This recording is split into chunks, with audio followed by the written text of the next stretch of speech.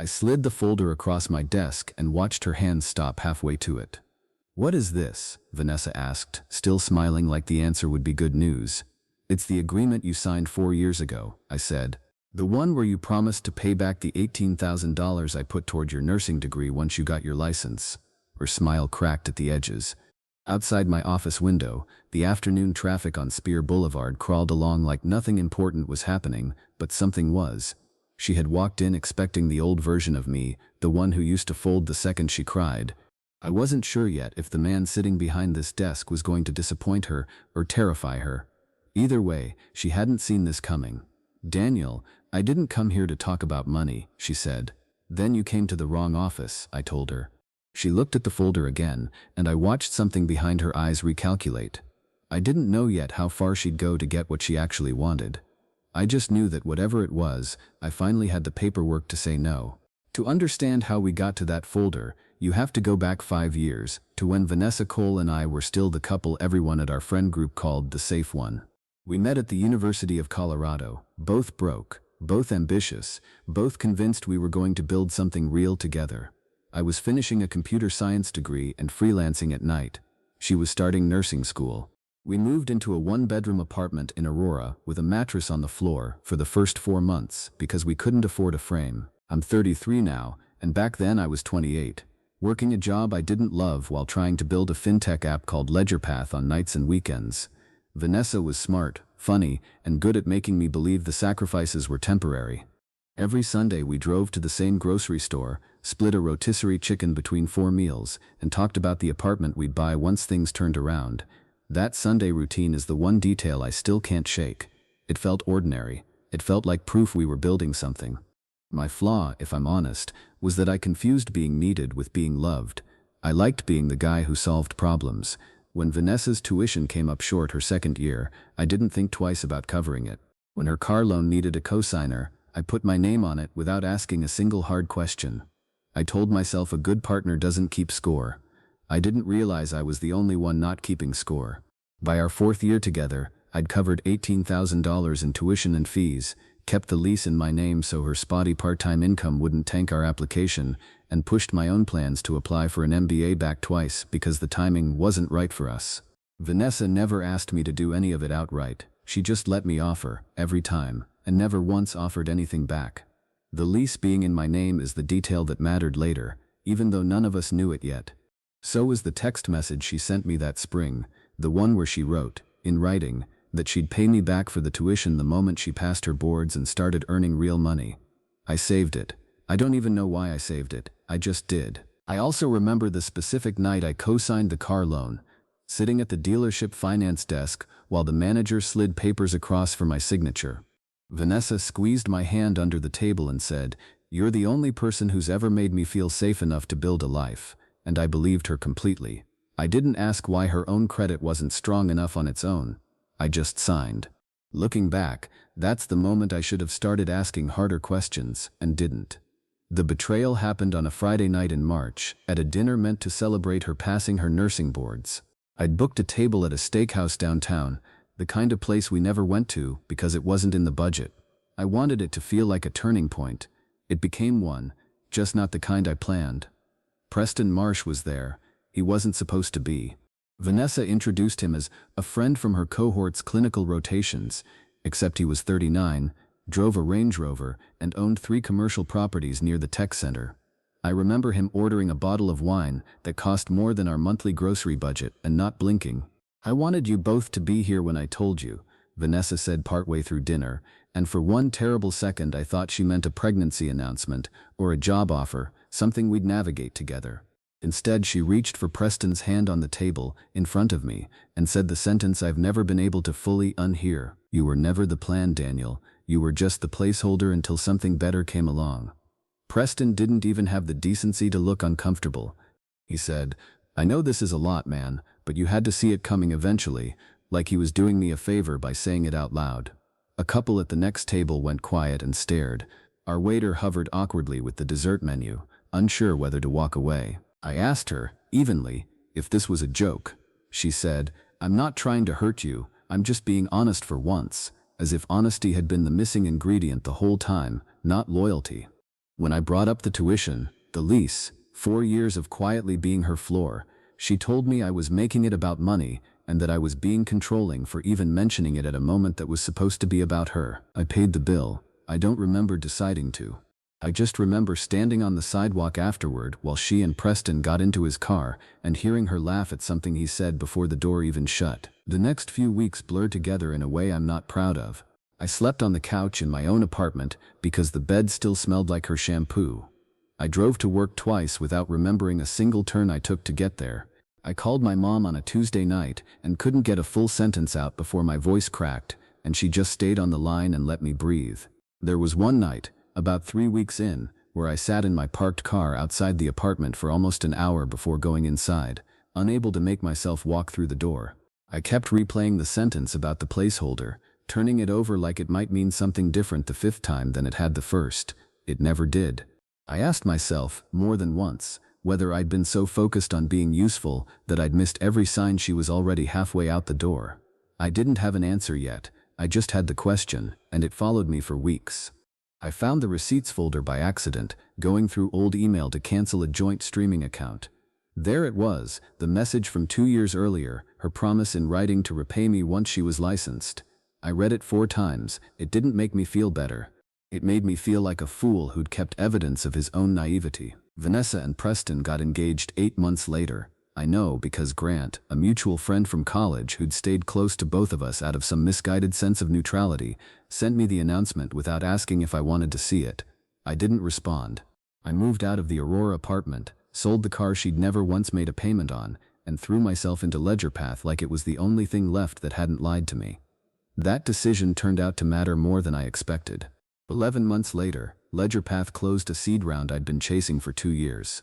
14 months after that, we signed an enterprise contract with a regional credit union that changed everything. By the time I turned 32, I wasn't the guy splitting a rotisserie chicken 4 ways anymore. I had an office downtown, a title that used to feel like a joke when I said it out loud, and, for the first time, actual room to breathe. I didn't hear Vanessa's name again for almost 3 years. Then, on a Tuesday afternoon in April, my assistant told me a woman named Vanessa Cole was in the lobby, asking for 5 minutes. She looked thinner than I remembered, and tired in a way makeup couldn't fully cover. She told me Preston's real estate firm had collapsed the previous winter after an investor fraud investigation implicated 2 of his partners. His assets were frozen pending litigation. The wedding, which had been rescheduled twice, was quietly called off. She said she'd been staying with her sister for 2 months. "I know how this looks," she said, sitting across from me like nothing had ever happened, "but I've thought about you a lot, about us. Maybe this is the universe giving us a second chance." I asked her, carefully, what exactly she wanted from me. She said she just wanted to talk, to reconnect, to see if there was still something there. I wanted to believe that was true. That's the version of me I've spent 5 years trying to grow out of, the one who hears second chance and starts rebuilding a bridge before checking if it's safe to stand on. I told her I needed a few days. She smiled like she'd already won. What she didn't know was that Mia, my younger sister, had run into her at a coffee shop the week before and mentioned it to me in passing, saying Vanessa had asked pointed questions about how well LedgerPath was doing and whether I was seeing anyone. Mia isn't the type to jump to conclusions. She actually pushed back on me a little, said maybe people really do change when they hit rock bottom, and that I should hear Vanessa out before deciding anything. I might have agreed with her if Grant hadn't called me 2 nights later. "I probably should have told you this years ago," he said, "but I saw texts Vanessa sent our old roommate right after she met Preston. She called you her emergency fund, said you were reliable but boring, and that Preston was the upgrade she'd been waiting for. She was talking to him for 2 months before that dinner, Daniel. It wasn't a slip, it was a plan." That was the deadline in my head, even though nobody had said the word deadline out loud. Vanessa was coming back to my office in 3 days for my answer, and I finally had proof that the placeholder line hadn't been a moment of cruelty. It had been a strategy she'd been building for months while I was covering her tuition and keeping the lease in my name. I didn't call her early. I didn't confront her over the phone. I pulled the old repayment agreement, printed the text message where she promised to pay me back, and asked Grant if he still had the screenshots from our old roommate's phone. He did. He sent them without hesitation, like he'd been waiting years for someone to actually ask. When Vanessa walked into my office 3 days later, that folder was already sitting on my desk. "Daniel, I didn't come here to talk about money, she said again, after I slid it toward her. You came here to talk about a second chance, I said. I think we should be honest about what that actually means for you right now. Wensenid. That's not fair, she said, her voice rising slightly. I'm going through the worst year of my life, and you're throwing paperwork at me. You told me I was never the plan, I said. I believed you, it just took me longer than it should have. She left my office that day without the folder, and without an answer she liked. I thought that was the end of it. It wasn't. 2 days later, my mother called, sounding uncharacteristically stern for someone who'd always liked Vanessa. Her mother called me, she said, asked if we could talk to you, family to family, about giving Vanessa some support while she gets back on her feet. She said you two basically raised each other, and that turning your back now isn't who you raised your children to be. I told my mom, gently, that Vanessa's mother didn't get a vote in a decision that wasn't hers to make. My mom went quiet for a second, then said she agreed, but that it had rattled her to be put in that position. The following week, Vanessa posted something to her private social media, visible to mutual friends, about men who forget who stood by them when they had nothing, and abandon you the second you're the one who needs help. She didn't name me. She didn't have to. 3 different people from our old friend group texted me screenshots within the hour, along with some version of, "Is this about you?" She also called me 4 times over 2 days, always late in the evening. On the second call she actually answered before I could speak, saying, "You're punishing me for something that happened years ago, and I'm the one drowning right now." I told her I wasn't punishing her, I just wasn't going to pretend the folder didn't exist because her circumstances had changed. She hung up without saying goodbye, and for a moment I second-guessed myself, wondering if refusing to help someone in crisis made me the villain in this version of the story, whatever Grant's screenshot said about how it started. Then she showed up at my sister's engagement party.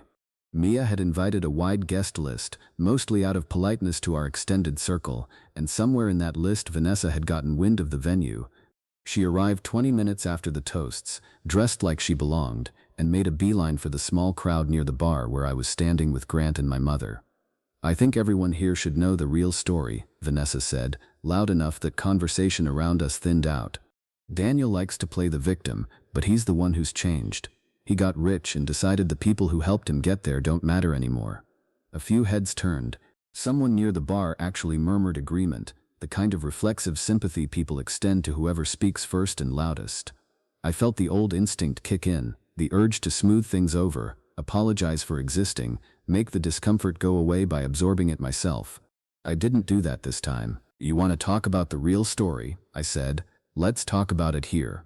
I asked Grant, in front of everyone, to say what he'd told me on the phone. He hesitated for half a second, glancing at Vanessa like he still hoped there was another explanation for the messages he'd kept for 3 years. Then he told the group, calmly, exactly what their old roommate's texts had shown, that Vanessa had been building a relationship with Preston for months before that dinner, while I was still paying down her tuition. A woman near the edge of the group, someone I barely knew from Mia's side, actually put her drink down and stared at Vanessa like she was seeing her for the first time. "That's ancient history," Vanessa said, her voice climbing. "People change. You don't get to define me by one bad year." "I'm not defining you by one bad year," I said. "I'm defining tonight by what you're asking for right now, in front of my sister's guests, without ever once acknowledging what actually happened." For a second, nobody moved. The woman near the edge of the group who'd put her drink down glanced at Vanessa, then back at me, like she was recalculating which one of us she actually believed. Someone else, an old coworker of Mia's I barely knew, quietly stepped back from the half-circle we'd all formed, the way people do when they realize they picked a side too early. Vanessa reached for Grant's arm, like she expected loyalty from years of friendship to override what he'd just said out loud, and he gently stepped back instead. "You told me I was never the plan," I said, echoing the line she'd handed me at that steakhouse 3 years earlier. "Turns out I didn't need to be. I built one without you." I wasn't shouting. I didn't need to. The room had already gone quiet enough that everyone heard it. I pulled up the old text message on my phone, the one where she'd promised, in writing, to repay the $18,000 once she was licensed. I didn't read it aloud. I just held it up long enough for the people closest to us to see the date, 4 years old, and the words underneath it, "Still unpaid." Then I put the phone away, because the point had already landed. Vanessa's mother, who I hadn't even realized was there, stepped in and pulled her toward the parking lot before it could go any further. Nobody stopped them. Nobody needed to. The days after the party were quieter than I expected them to be.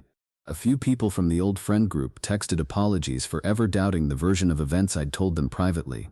Mia, who'd pushed back on me a week earlier, told me she was glad I'd waited for proof instead of acting on anger alone, but that she was even more glad I hadn't let the proof turn into cruelty. My mother called Vanessa's mother back and, as gently as she could, told her the family wasn't going to be pulled into this again. Grant admitted, over coffee a few days later, that he'd sat on those screenshots for 3 years because he didn't want to be the guy who blew up someone else's relationship over something that might have been nothing. I kept telling myself it wasn't my place, he said. But watching her try to rewrite what happened in front of everyone, that felt worse than staying quiet ever did. I told him I understood, and I meant it. I'd spent plenty of years telling myself silence was the same thing as staying neutral. I also heard, through a cousin of Vanessa's who still followed Mia online, that Preston's legal situation had gotten worse, not better, with 2 former investors now pursuing a civil suit on top of the fraud investigation. I felt an odd flicker of something when I heard that, not quite satisfaction, closer to the strange relief of confirming that the life she'd traded me for hadn't turned out to be the sure thing she'd promised herself it would be. Vanessa didn't reach out after that. I heard secondhand, weeks later, that she'd moved to Colorado Springs to stay with an aunt while she figured out her next step. I didn't feel triumphant when I heard it. I mostly just felt tired, in the specific way you feel after finally putting down something heavy you'd been carrying so long you forgot it had weight. I never sent her a bill for the $18,000. I don't think I ever will. The folder wasn't really about the money by the time it mattered. It was about finally having something in my hands that proved the story I'd been telling myself in private, alone in my car, at 2 in the morning, wasn't an exaggeration. It had actually happened the way I remembered it.